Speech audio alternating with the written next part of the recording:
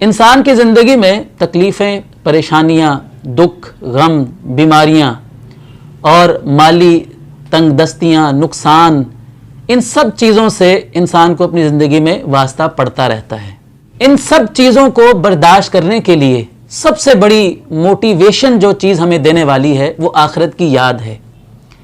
इसलिए कि दुनिया में कितने ही दुख, कितने ही गम, कितनी ही तकलीफ़ें और कितनी ही परेशानियां हम सह लें, आखिर एक दिन वो ख़त्म हो जाने वाली हैं।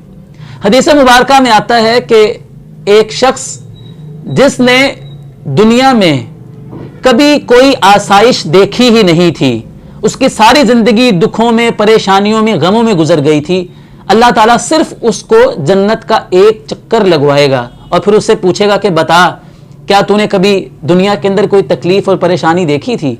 तो वो कहेगा कि नहीं, मुझे तो मालूम ही नहीं है कि परेशानी कहते किसको हैं। सिर्फ एक जन्नत का चक्कर लगाने से वो दुनिया की सारी तकलीफ़ों और परेशानियों को भूल जाएगा। और उसके मुकाबले में एक वो शख्स कि जिसकी सारी ज़िंदगी आसाइशों में, सहूलतों में, मज़े में गुजरी थी, अल्लाह ताला जहन्नम में उसको एक गोता लगवाएगा तो उससे पूछेगा कि हाँ भाई, दुनिया में कभी कोई आसाइश देखी थी, कोई आसानी, कोई सहूलत, कोई देखा था तूने? तो वो इनकार कर देगा कि मैंने तो दुनिया में कोई आसाइश, कोई आसानी, कोई सहूलत देखी ही नहीं थी, सिर्फ जहन्नम का एक चक्कर लगाने से।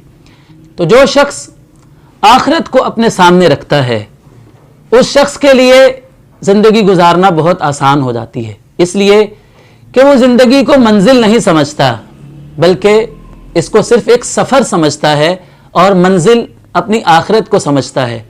उसकी निगाह हमेशा जन्नत की नेमतों पर रहती है और उनको हासिल करने के लिए वो कोशिश करता रहता है, और जहन्नम के अजाब हमेशा उसके तसव्वुर में रहते हैं, कभी वो उनको भूलता नहीं है और हमेशा ऐसे कामों से बचने की कोशिश करता है कि जो उसे जहन्नम की आग का ईंधन बना सकते हैं। यही सबसे बड़ी मोटिवेशन है कि जो किसी इंसान को सही राह पर लगा सकती है।